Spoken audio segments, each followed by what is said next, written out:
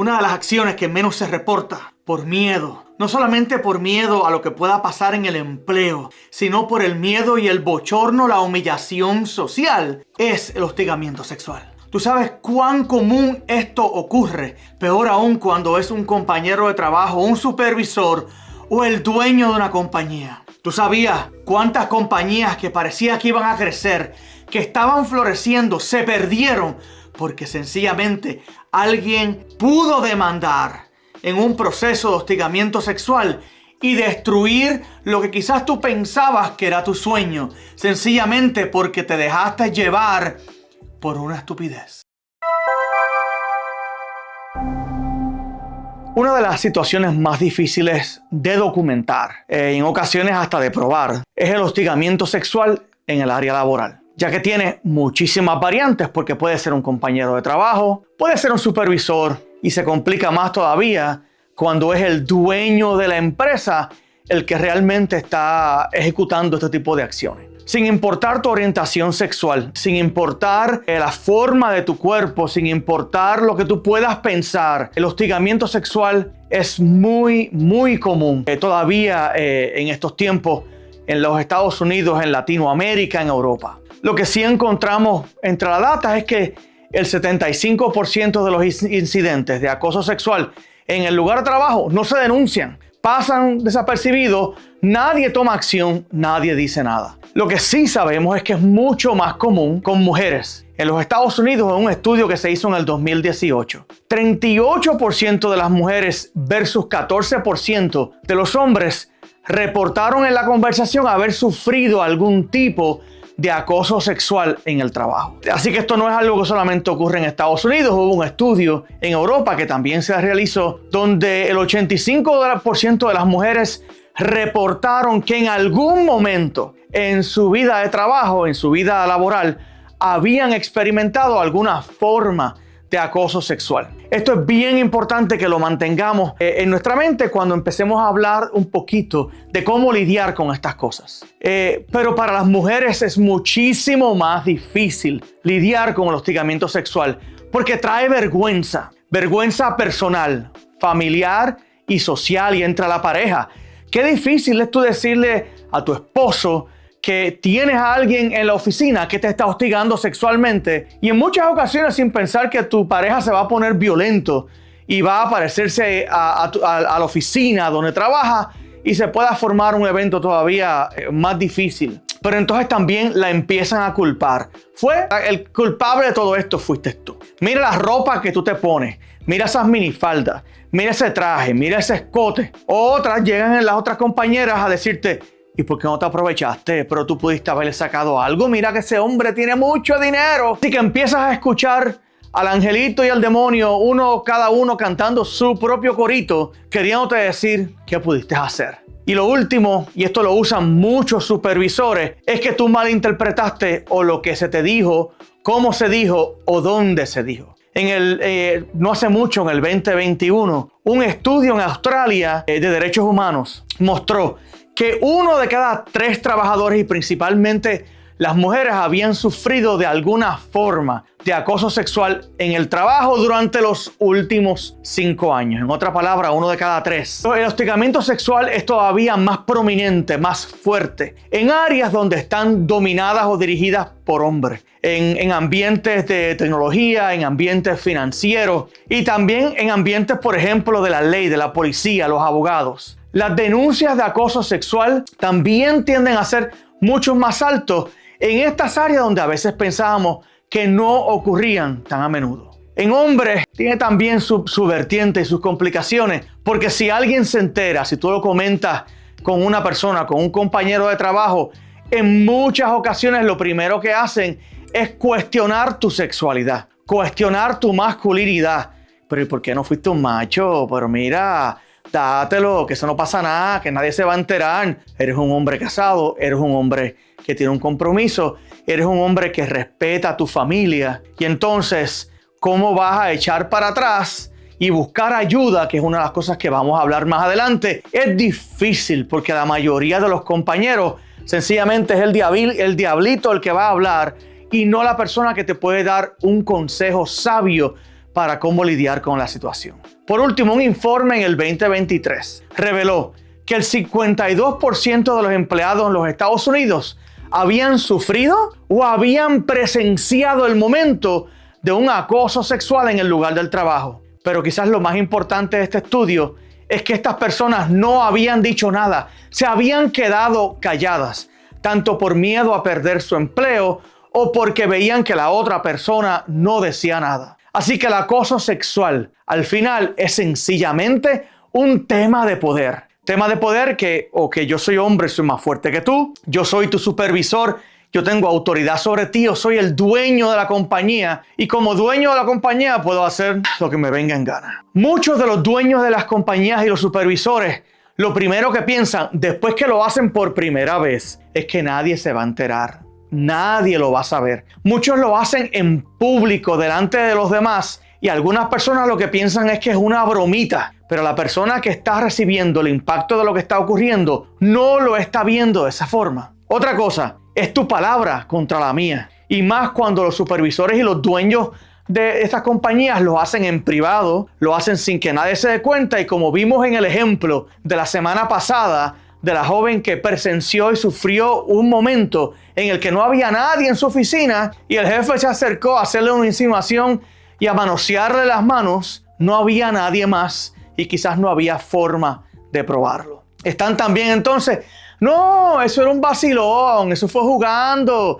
Yo no estaba haciendo nada de eso. Eso era nosotros relajando. Si todo el mundo en la oficina lo hace, lo cual es también una excusa muy común. Dentro de las cosas que pasan hay consecuencias ante el acoso sexual y si tú eres el presidente de la compañía, te voy a compartir 4 ejemplos que son importantes de este proceso. Bueno, son 3 ejemplos y un ejemplo es religioso. Las familias de empresas Kroger. Kroger es uno de los supermercados, de los conglomerados de supermercados más grandes de los Estados Unidos, los cuales incluyen, si no me equivoco, 4 cadenas.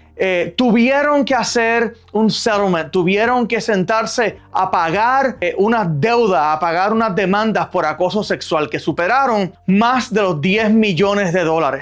Y lo tuvieron que hacer por casi 2 décadas, por casi 20 años. En el 2022, otra compañía norteamericana, Ralph, tuvo que lidiar con una demanda y al final terminó pagando $6.5 millones.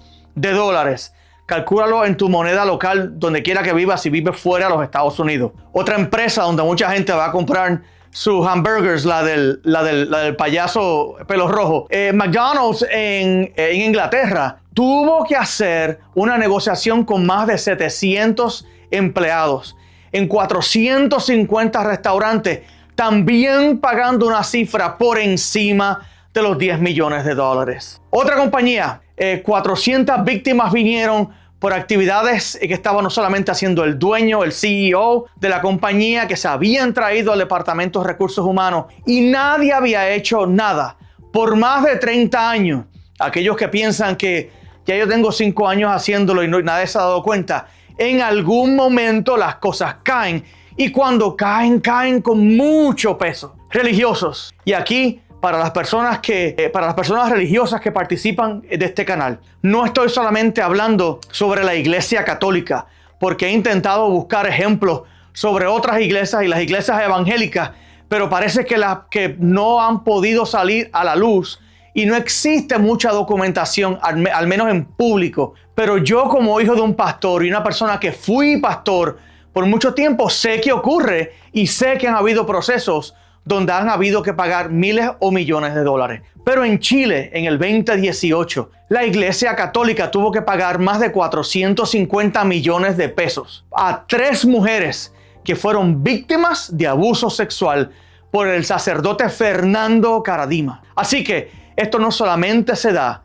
en empresas privadas, también se da en lugares religiosos, donde de nuevo, por una forma de poder, la gente cree que puede tomarse ciertas cosas que no debieron haber estado tocando. Ya desde el punto de vista personal, individual, hay un impacto familiar. Dentro del impacto familiar, de nuevo, como dije al principio, culpar a la otra persona. Tú eres el culpable, tú eres el que has estado recibiendo los mensajes. No, lo peor es ¿Y por qué no me lo habías dicho antes? Bueno, tenía miedo, no estaba claro. Intenté hablar con recursos humanos, hice todas estas cosas. Así que cuando alguien se te acerque, la primera respuesta no es una respuesta de acusación o de duda. La primera respuesta debe ser de escuchar, ayudar a la persona a procesar y quizás hacer estas cosas que te voy a comentar. La primera, un supervisor. Es más, un compañero de trabajo, el mismo poder que tú, pero quizás es una persona mucho más grande, una persona a quien te intimida dentro de las conversaciones. Hay que abordarlo de forma directa. Si es posible, si tú entiendes que no va a haber violencia física, es decirle, mira, no me gusta, sea que estés casada, que no estés casada, que estés casado, que estés comprometido, sea lo que sea, no me gusta. No tienes que decirle, tú eres muy feo, tú eres esto, tú eres aquello, tú eres muy gordo, tú eres muy chiquito. Esa no es la respuesta, es sencillamente, esto que estás haciendo no me hace sentir bien. No estoy interesada, no estoy interesado. Por favor, no lo hagas más. Cuando es una persona de mayor poder, una de las primeras cosas que debes hacer es hacer preguntas. Las preguntas desarman, las preguntas asustan. Y cuando empiezan con el tema, quizás la mejor pregunta es, perdóneme, ¿usted me pudiera repetir lo que me acaba de decir? No lo entendí. Y la mayoría de las personas, cuando tú hagas la pregunta, ¿sabes lo que van a hacer? Salida de emergencia, la primera salida, y ni siquiera te lo van a volver a repetir. Ya aquellas personas que lo han estado haciendo por mucho tiempo, sí se atreven a volver a repetirlo y entonces pasamos a la parte B. Yo tengo compromiso, yo soy una persona casada. Mire, por mis ideas morales, mire, por mis ideas religiosas, no estoy interesada, no estoy interesado. Por favor, esto es algo que me hace sentir muy incómoda, muy incómodo. No deseo continuarlo. Pero recuerda, las preguntas, no lo entendí, ¿me lo podrías repetir?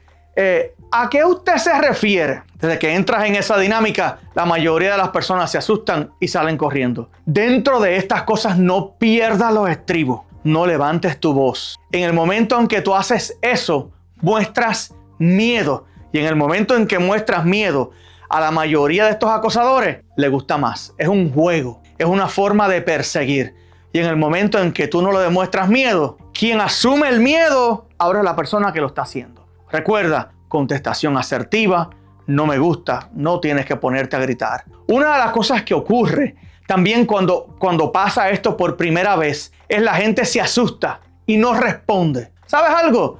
No respondiste, ya eso pasó, ya eso ocurrió, vamos a cuando ocurra una próxima vez. Pero hay algo que debes evitar. No te rías. ¡Ay, qué lindo! No, cara seria, cara dura, te estoy escuchando, pero no me gusta lo que está ocurriendo. En muchas ocasiones empiezan a dejarte mensajes. No empieces a enviarles emojis de laughing out loud.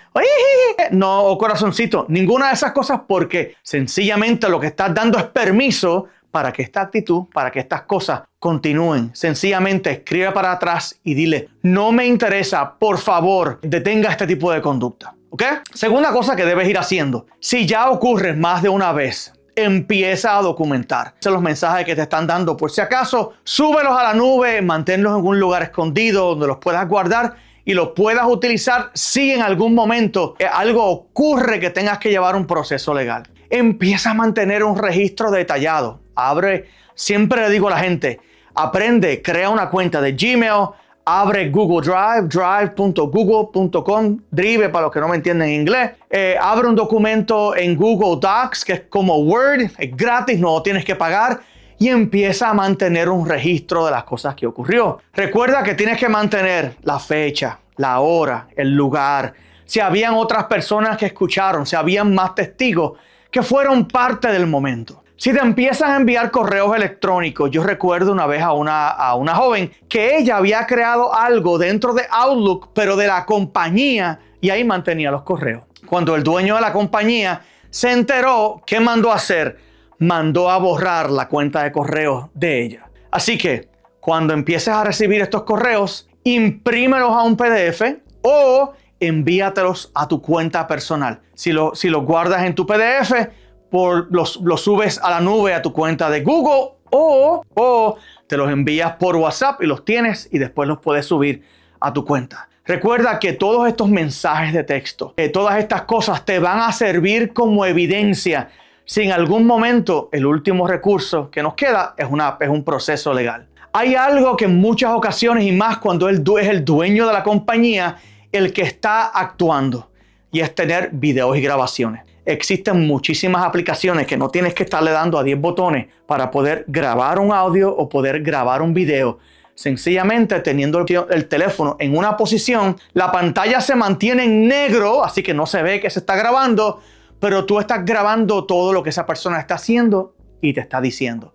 De nuevo, los subes a la nube, los guardas y así los tienes en evidencia. Lo tercero, dependiendo de la compañía de recursos humanos y de quién era la persona, siéntate con recursos humanos. Utiliza los canales adecuados para sentarte con ellos y hablar y contarles lo que pasó. Busca cuáles son las políticas de esa empresa, y la mayoría de las organizaciones, ya cuando tienen más de 20 empleados, empiezan a tener departamentos de recursos humanos y política que describe lo que es acoso sexual. Pero no olvides, y esto se lo digo también a los dueños de la compañía, en la mayoría de las ocasiones recursos humanos está ahí para proteger a la compañía y no necesariamente protegerte a ti. Yo he visto, y todos nosotros sí hemos visto en las redes sociales, que en muchas ocasiones las personas que han sido afectadas han tenido que subir y postear los videos en YouTube y en Instagram para poder iniciar procesos legales, porque si no, nadie les escuchaba y nadie hacía nada. Mantén todas estas cosas, manténlas escondidas en la nube. No los mantengas solamente en el área de trabajo porque tú no sabes qué pueda pasar. Dentro de buscar ayuda, consulta a un abogado. Recuerda que no debe ser un abogado que sea parte de la compañía. Busca un abogado a quien le puedas tener un poco de confianza. Hay muchos abogados que de una vez, ¡demanda! ¡Vamos a atacarlo! ¡Vamos a sacarle dinero! ¡Vamos a hacer esto! No. Busca cuáles son tus opciones, cuáles son las cosas, cuán bien documentado está tu caso, porque eso es bien importante. He visto muchos abogados que denuncia, vamos a llevarlos a corte. Cuando llegamos a corte, era que tú no tenías toda la evidencia, tú no tenías toda la información y todo lo que estaban buscando era sacarte dinero. Busca, documenta, escribe para que sepas bien lo que está pasando. Te buscaste un abogado, buscaste a alguien, llevaste información y ahora le empiezas a llevar la información al abogado. Toda información que le entregues al abogado, tú también la debes conservar. Nunca entregues todos tus originales, consérvalos en tu casa o en la nube por si algo llegara a ocurrir. Cuarto, busca apoyo. Yo sé que mucha de la literatura dice que hables con compañeros de trabajo y todo lo demás. En la mayoría de las ocasiones, y más cuando es un supervisor o el dueño de la compañía, lo que puede pasar es cuando tú hablas con alguna de esas personas, ellos van a ir a hablar de que tú les estás preguntando. Búscate un mentor. Habla con un familiar, tu mamá, tu papá, alguien a quien le tengas confianza de que te pueda dar un buen consejo, que te pueda orientar para que así puedas obtener ese apoyo emocional que es tan importante. Porque una de las cosas que ocurre es cuando le contestas que no, ahora te empiezan a hostigar, que eres mal empleado, que no estás entregando las cosas a tiempo, que no sigues instrucciones, que eres bruto, que eres bruta, que eres fea, que eres esto, que eres aquello. Ahora empiezan las acusaciones y esas acusaciones vienen en público para humillarte y reducir quién realmente tú eres. Si en el área que vives hay lugares o organizaciones que apoyan a víctimas de acoso sexual, habla, busca, porque ellos te pueden brindar muchísima más información que hasta yo aquí de cómo moverte.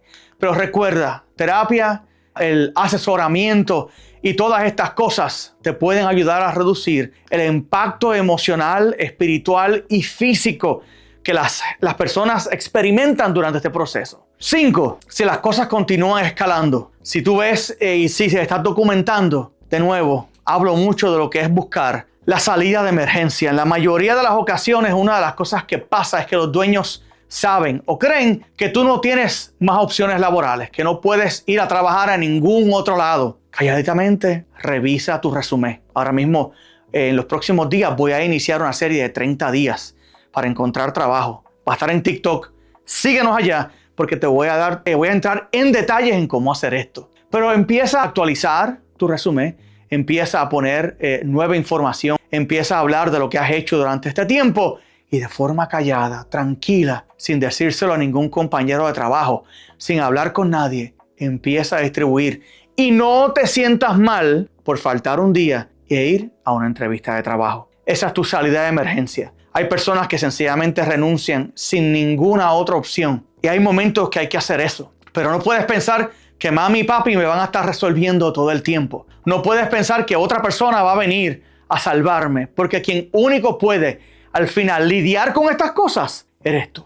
Bueno, hasta aquí me dio el día de hoy. Este tema yo espero que hayas aprendido, que hayas visto las herramientas prácticas, no solamente para cómo salir del miedo, sino también cómo lidiar con estas situaciones en el tema de trabajo. Y antes que se me olvide, si tú lo ves, dile algo a la persona, di algo a recursos humanos, documenta tú también, porque tu ayuda puede ser fundamental en este proceso. Buscando ayudar, también estamos en el proceso de crear un grupo de WhatsApp. Lo vamos a estar promoviendo dentro de las próximas semanas. Un lugar, una comunidad donde puedas venir y escuchar mensajes positivos, escuchar información, pero donde puedas compartir tus problemas con otras personas que lo más probable ya han pasado y han logrado sobrevivir y ahora están en un lugar muchísimo mejor que en ese momento donde estaban lidiando con esa situación. Recuerda que tus comentarios para mí son vitales y compartir estos videos con tu familia, con tus amigos, con tus compañeros de trabajo no cuesta nada. Es más, compártelo con una persona que tú estás viendo que está siendo víctima de este proceso en este momento. No sabes si pudieras salvar la vida a otra persona. Así que hablamos pronto y seguimos tratando con estos temas tan importantes para el desarrollo individual, personal, espiritual y comunitario.